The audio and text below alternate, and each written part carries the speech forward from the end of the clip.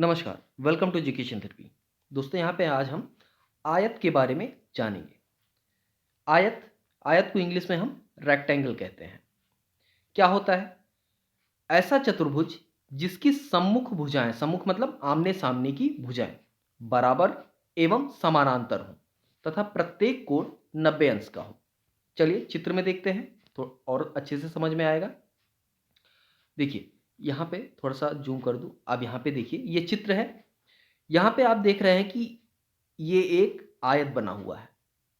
अब सम्मुख भुजाओं की बात करें तो ये जो लाल लाइन आपको दिखाई दे रही है, दोनों लाल लाइनें, ये आपस में सम्मुख भुजाएं कहलाएंगी। ठीक है, यानी आमने सामने की भुजाएं।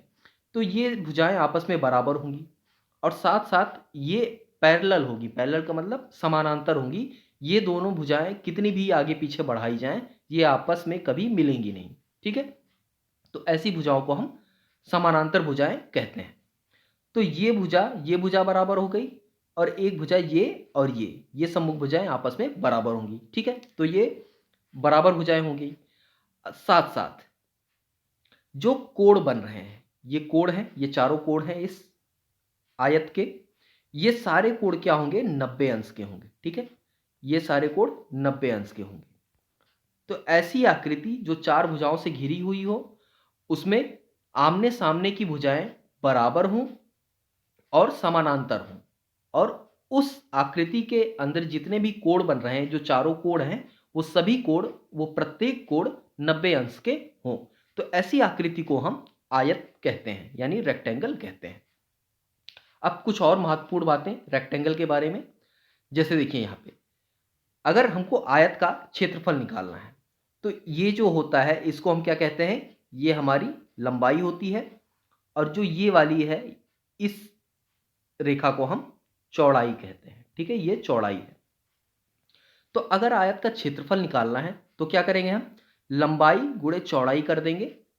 ठीक है, लंबाई का गुणा चौड़ाई से कर देंगे, जो भी मान हमको दिया होगा, तो हमारा आयत का क्षेत्रफल आ जाएगा, यानी रेक्टेंगल का एरिया आ जाएगा।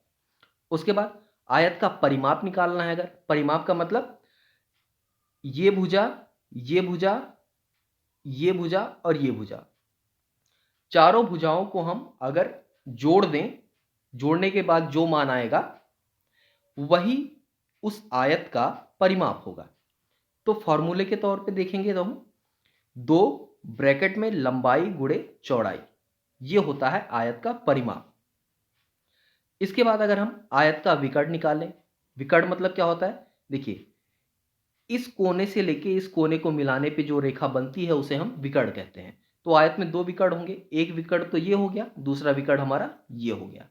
ठीक है, तो इसमें से ये दोनों विकर्ण आपस में क्या होंगे? बराबर होंगे। ठीक है, तो अगर हमको एक विकर्ण की लंबाई पता चल जाए तो दूसरे की ऑटोमेटिक पता चल जाएगी।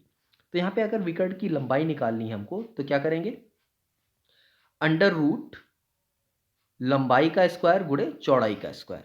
ठीक है, लंबाई का स्क्वायर गुणे चौड़ाई का स्क्वायर करने के बाद इसका हम वर्गमूल निकाल देंगे तो हमें जो आयत का विकर्ण प्राप्त हो जाएगा। इसके बाद आयत के कुछ गुण हैं, वो क्या क्या हैं वो देख लेते हैं। देखिए इसके सम्मुख भुजाएं क्या होती हैं? इसकी सम्मुख भुजाएं बराबर होती हैं और सभी कोण आपस में बराबर होते हैं। प्रत्येक कोण समकोण होगा, यानी 90 अंश का होगा। इसके विकर्ण की लंबाई समान होती है, यानी जो दोनों विकर्ण होते हैं ये आपस में बराबर होते हैं। आयत को समानांतर चतुर्भुज भी कहते हैं। तो ये इसके गुण हैं। उम्मीद है आपको आयत के बारे में ये जानकारी अच्छी लगी होगी। अगर वीडियो पसंद आई हो तो वीडियो को ज़्यादा से ज़्यादा शेयर करें ताकि ऐसी जानकारी आपके और दोस्त भी पा सकें, प्राप्त कर सकें। चलिए तो आज के लिए बस इतना ही। मिलते हैं नेक्स्ट वीडियो में, तब तक के लिए धन्यवाद।